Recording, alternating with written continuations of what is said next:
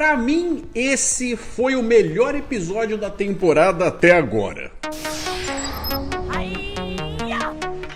Salve, telanautas! Eu sou o Heitor Teixeira, tudo belezinha com vocês? Bem-vindos de volta pra gente falar mais uma vez sobre Star Trek Lower Decks, na sua quinta e última temporada, no quarto episódio, que pelo título em inglês, que tinha saído na lista, que eu mostrei pra vocês, tinha gente meio que apostando que ia ter alguma coisa a ver, meio com o Picard, meio com o Boimler, e meio que teve, sem ter. A Farewell to Arms, que aqui eles traduziram como Por Quem os Stars Rosnam. Então, o que teve a ver com esse papo de fazenda, na verdade, tem a presença do Boimler no episódio, do Picard não. Apesar de eles terem feito lá uma aberturinha, meio com uma carinha reconhecível de alguma coisa que remete a esse lance meio campestre e tudo mais, a gente tá falando do Klingon Ma, aquele que já apareceu algumas vezes, e eu vou confessar pra vocês, quando ele apareceu da primeira vez, até pelas dicas que eles dão do que meio que acontece com a T'Lin, que ela já tava no caminho pra meio que fazer parte ali da tripulação e tal, eu até fiquei na expectativa de que talvez algo similar fosse acontecer com ele, e não exatamente. Ele não está sendo trazido necessariamente para a tripulação da Cerritos, pelo menos não ainda. Mas, de qualquer forma, tiraram ele daquele status quo, daquela situação em que ele se encontrava, e agora ele está numa situação diferente. Assim como a gente já tinha falado no momento dos telanautas do vídeo anterior, às vezes a gente pega algumas espécies que são citadas meio quase como um significado meio monolítico, como se elas só tivessem uma característica para todo mundo. Os bilhões de seres que vivem naquela cultura, todo mundo é farinha do mesmo saco. E a gente sabe que isso é impossível. É uma redução que não tem como. Seria meio como se a gente estivesse fazendo alguma coisa de dizer que um determinado povo normalmente tem uma determinada característica predominante que faz com que aquele povo seja conhecido por outros, mas que a gente não pode julgar que todo indivíduo vai ser daquele jeito. Do mesmo jeito que nem todo japonês luta karatê, eu mesmo que sou brasileiro nunca joguei capoeira na vida. E nem gosto de carnaval, nem de futebol, vai vendo. Vamos deixar uma coisa clara, isso não é pra esse episódio, é pra qualquer coisa que a gente assiste na vida. Mas vai valer pro que eu vou falar dele aqui. É evidente que aquilo que a gente tira de qualquer coisa que a gente assiste, que a gente interage, vai ter muito mais a ver com a nossa bagagem pessoal do que necessariamente com uma leitura oficial do que os produtores quiseram dizer com aquele material. Até porque você pode estar fazendo uma leitura de alguma coisa que a sua vivência te empurrou para pensar daquele jeito, que uma outra pessoa ia interpretar de uma forma completamente diferente. Às vezes tem algumas coisas que são até bastante óbvias, que todo mundo vai concordar, mas é nas nuances que mora justamente a riqueza e a graça daquilo que quando a gente acaba trocando ideia, a gente vê que não era só aquilo que eu tinha imaginado. Então eu vou comentar com vocês algumas das leituras que eu, pessoalmente, fiz a respeito deste episódio. Para mim, esse aqui teve expectativas sociais, marketing pessoal, pressão cultural, status adquirido, honra/dever, família e laços de amizade. Tudo isso de uma forma ou de outra, ao longo do como a historinha é contada, aparece lá. Tudo num bolão que vai acabar conduzindo essa coisa que meio que são elementos diferentes, mas tudo versa a respeito de imagem ou autoimagem. E sim, aparentemente o lance das tais fendas espaciais anômalas que estão aparecendo mais do que deviam vai ser a tônica da temporada, sim. E agora, pelo que a gente está anotando, já se sabe que elas são artificiais. Faz um favorzão pro tio Heitor, deixa um joinha, que isso ajuda pra caramba o meu conteúdo a ter a oportunidade de chegar em mais interessados. Considerem se inscrever para não perder nada dos lançamentos incríveis aqui do canal. que fala muito sobre Star Trek. Se você gosta, não pode perder. Inclusive, a gente vai ter o momento dos telanautas para você aí de casa ter a sua oportunidade de participar com seus comentários, dúvidas, teorias, questionamentos, reclamações, o que for.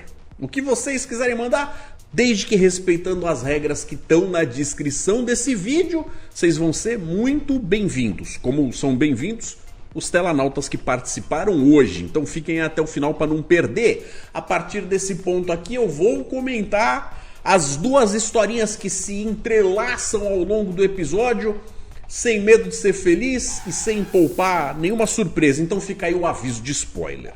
No plot A gente tem o tal Klingon que está sendo ajudado pelo sujo pessoal da Frota Estelar a conseguir de volta a sua capitania. Esse jovem Klingon aí é o Ma'a, que já apareceu antes em episódios como Vaj-Duj, da segunda temporada, o episódio 9, Tuvix, temporada 4, episódio 1, The Inner Fight, temporada 4, episódio 9, e agora nesse Farewell to Arms.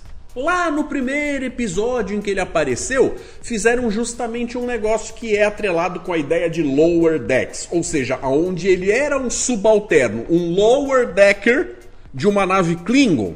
Naquele episódio a gente viu que eles contaram as coisas assim com esse pessoal, tanto da nave Klingon, como também da nave da qual saiu a vulcana T'Lin. Foi de lá que ela veio. Mas depois ele acabou subindo rapidamente na hierarquia, porque nada precisa fazer tanto sentido assim quando você é um Klingon com músculos e uma bela adaga. Se você matar a pessoa correta, você sobe e vira chefinho. Foi aí então que ele se tornou capitão da IKS Chitauri. Só que, como eu falei, já estava bem claro desde então, todas as vezes que a gente via esse Klingon, que ele não se enquadra muito no jeitão de pensar do resto dos Klingons em volta dele.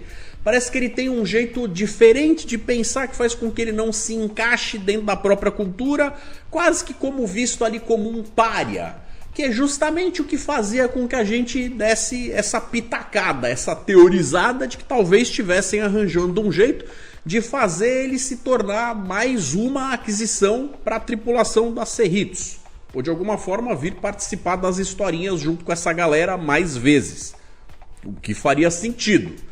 Mas que já seria meio que uma forçação de barra se tivessem feito exatamente o que fizeram com a T'Lin. Então era de se esperar que dessem uma amarrada com uma história um pouquinho diferente e maior, mas também não foi exatamente o caso.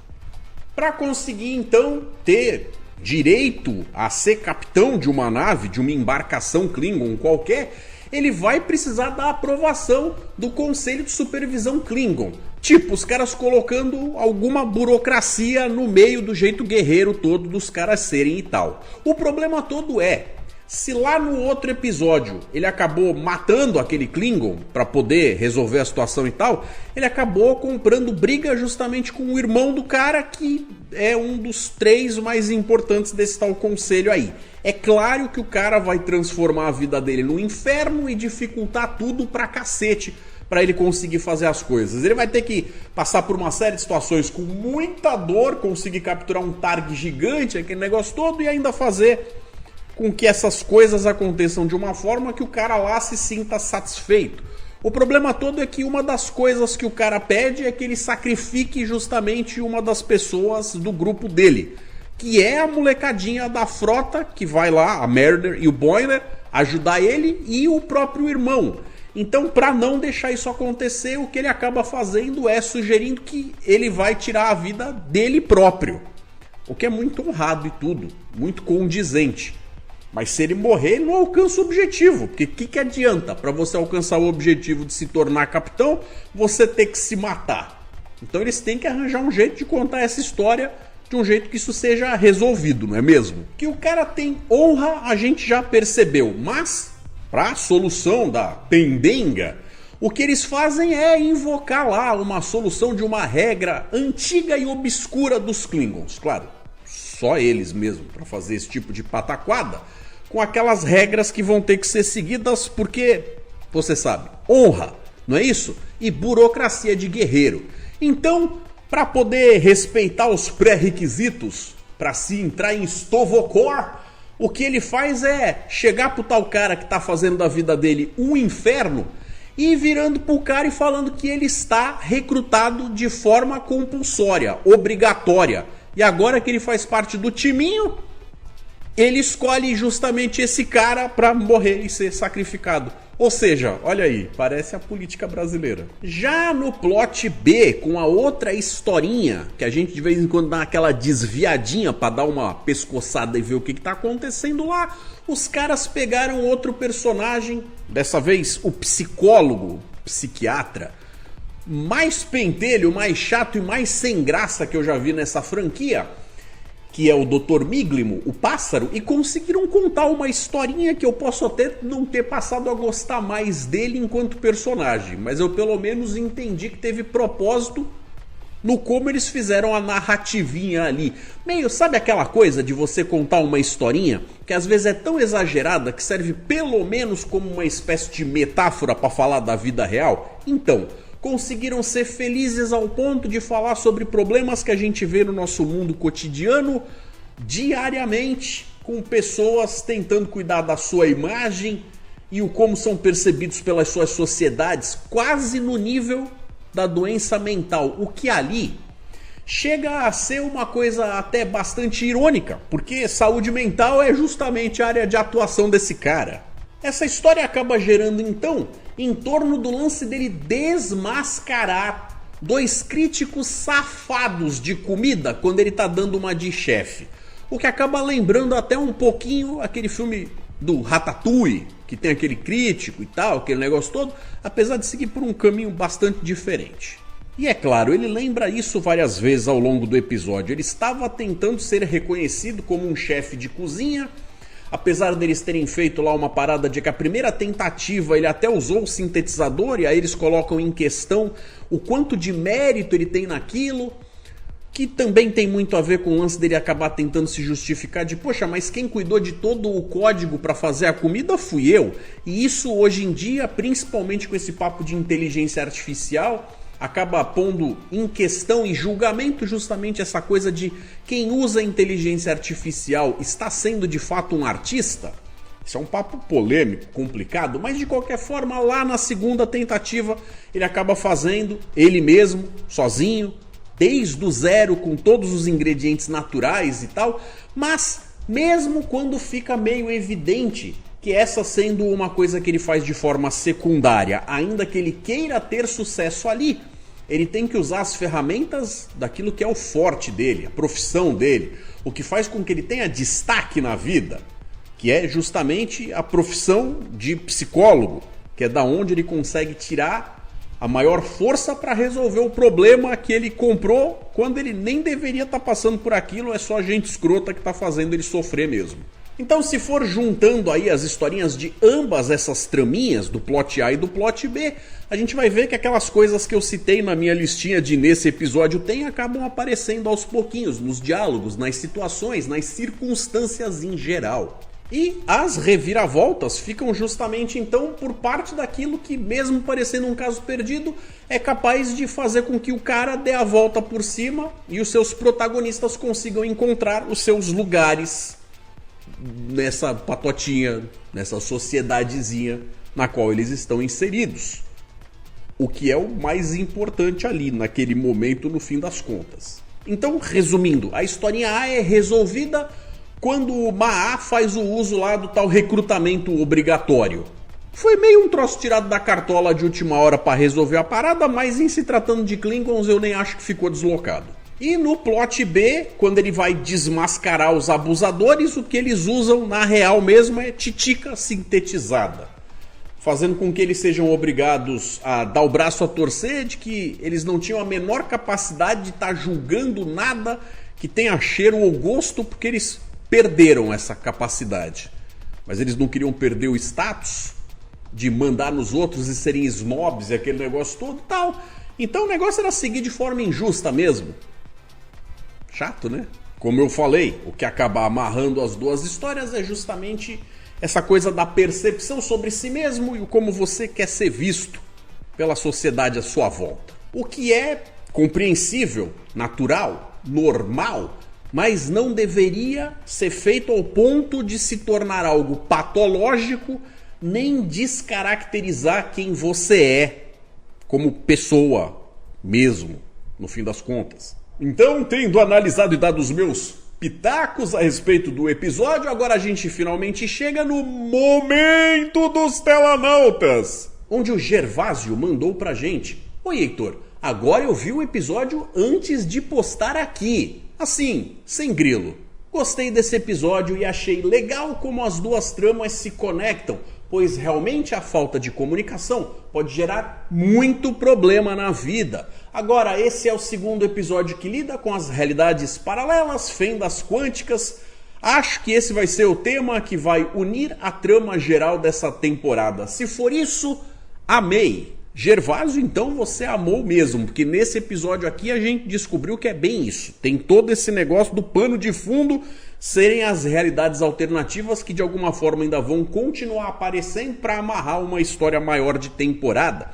Quanto ao lance que eu falei no vídeo anterior, no momento dos telanautas, não era nem para você me levar a mal. É que é muito mais bacana a gente conversar quando de fato a gente sabe do que a gente está falando. Mas eu fico feliz de você participar de qualquer forma. E sim, essa coisa de comunicação está presente constantemente nas produções de Star Trek.